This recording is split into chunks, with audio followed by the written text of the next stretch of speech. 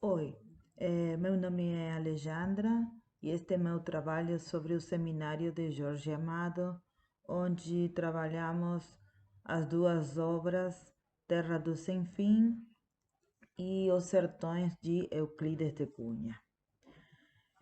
Bom, temos estas duas obras onde o sertão é a paisagem, é o bioma, característica tanto na Terra do Sem Fim de Jorge Amado como Os Sertões de Euclides da Cunha.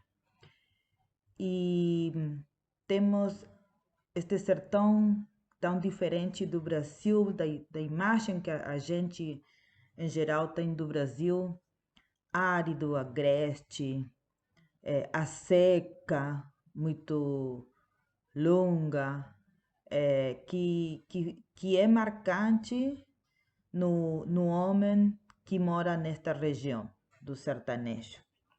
Então eu escolhi esse eixo de trabalho, o homem do sertão. Esse é aqui o que vou trabalhar. Este sertão, como eu estava falando, que é tão marcante, sim, esta paisagem característica. É, aqui eu escolhi uma parte, um trecho do samba enredo de 1976, chamado Sertões, que diz: marcado pela própria natureza, o Nordeste do meu Brasil, o solitário sertão de sofrimento e solidão, a terra é seca, mal se pode cultivar, morrem as plantas e fogue o ar. A vida é triste nesse lugar. Aí já temos uma descrição desta paisagem tão própria, tão diferente do Brasil, né? E esta paisagem tão, como se fala aqui, de sofrimento, de solidão, seca, sim? Onde a vida do homem se faz muito difícil. E aqui também temos uma obra do Cândido Portinari, onde se vê representada também o homem, a família, a mulher, de uma vida tão de sofrimento, uma vida difícil, onde o homem procura progresar, mas é muito difícil, sim? Quando eu li estas obras também me fez recordar muito do livro de Vidas Secas, porque temos este mesmo marco de trabalho. Bom, a questão era fazer uma comparação das duas obras. Eu achei muitos pontos de encontro coincidentes ou pontos a marcar em cada uma destas obras. Vou começar por Terra do Sem Fim, de Jorge Amado. Esta história que tem como contexto histórico o ciclo de cacau e temos o colonialismo muito marcante nesta obra, já que a própria obra trata disso, sim, de uma luta pela posse das terras entre dois coronéis do sul da Bahia.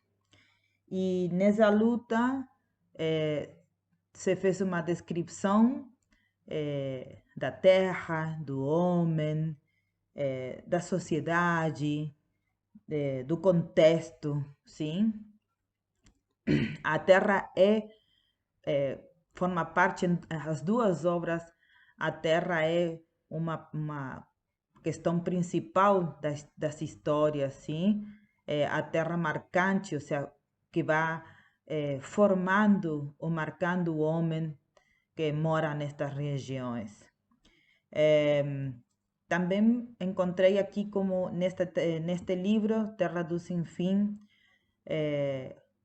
tudo com relacionamento, o enredo, as personagens, os fatos, com relacionamento a uma árvore, neste caso a árvore de cacau, que tem como símbolo, ou que simboliza poder, riqueza, esperança, violência, de acordo com o momento da história. mas principalmente esta árvore representa uma promessa de enriquecimento para todos esses migrantes que estão chegando a esta região, procurando melhorar sua vida, modificá-la, que chegam com a ideia de voltar às suas terras, mas muitos poucos chegam a voltar. E também se faz uma marca muito importante dos diferentes níveis sociais, ou seja, a gente bem rica e a gente pobre. Já na descrição de suas roupas também é marcada esta questão, sim? Por exemplo, aqui vemos os homens passavam calçados de botas ou de botinas de couro grosso, a calça caqui e o paletó de casimira, e por debaixo deste o revólver. Então aí já temos uma descrição daqueles que tinham poder, porque eles andavam também com armas todo o tempo. E em contraste com aqueles que chegavam nos navios, que começa a história, não? Com o capítulo do navio, onde se fala de que os navios chegavam entupidos de migrantes, chegavam de todas partes, mulheres de todas as idades, aventureiros de todas as espécies, que chegavam pensando que chegavam pobres, mas voltariam ricos. E depois era todo um engano, ou não acontecia o que eles esperavam.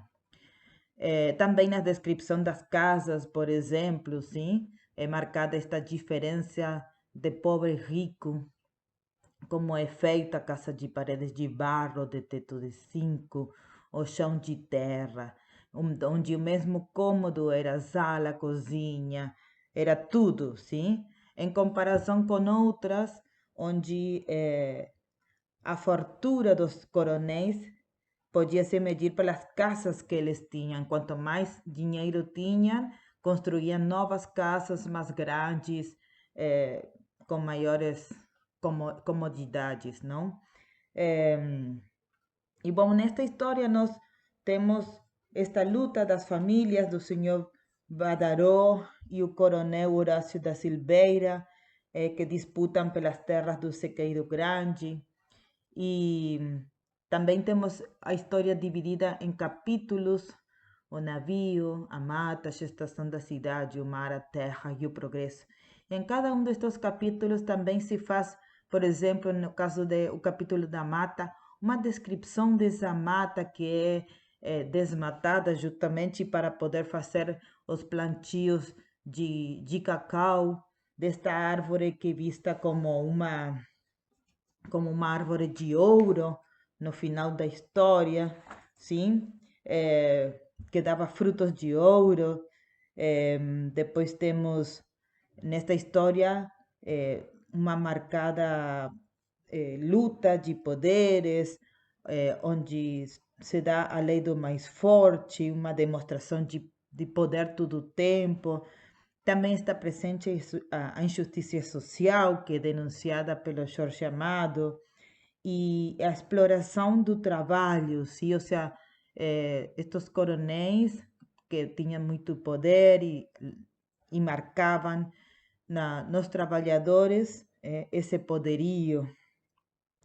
E o cacau visto como também uma possibilidade de progresso e de civilização, não? E temos a gestação da cidade, como ela vai melhorando.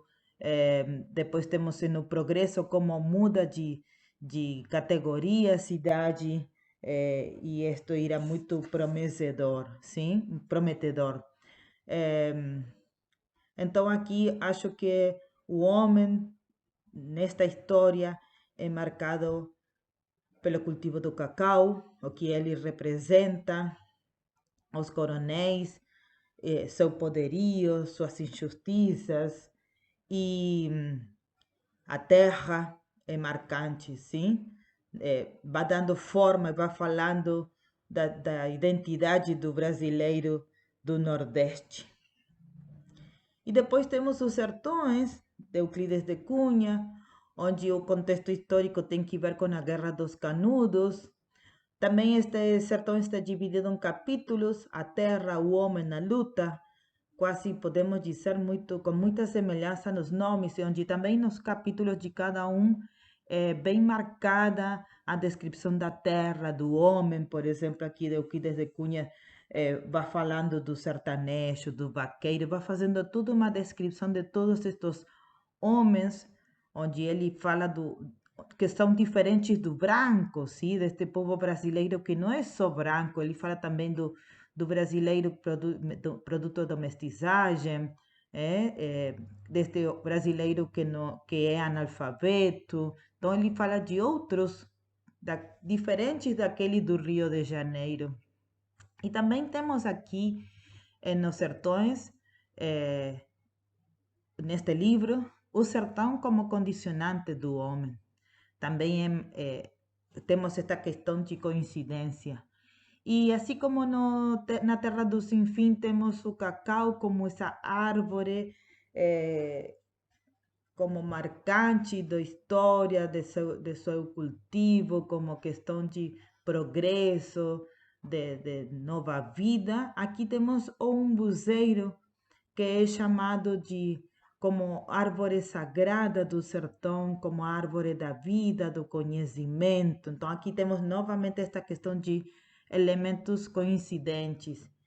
E também temos esta questão de muita descrição do homem, sim? Por exemplo, aqui no capítulo Vaqueiro fala de como são suas condições, como é seu caráter, como é sua fisionomia, é, como ele se fez, como ele se formou, a partir de, por exemplo, o vaqueiro, porém, criou-se em condições opostas, em uma intermitência raro esturbada, de horas felizes e horas cruéis, de abastança e misérias, tendo sobre a cabeça como ameaça perene o sol, arrastando-te em volta, no volver das estações. E assim vai descrevendo ele cada um dos diferentes brasileiros que formam parte de todo o Brasil, sim? E também fala da terra, fala da paisagem, não? Desta paisagem que é selvática,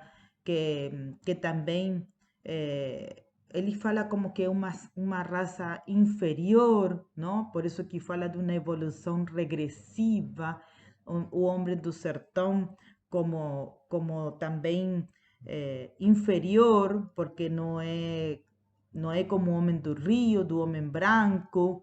Então achei estas questões como pontos de encontro entre as duas obras, não?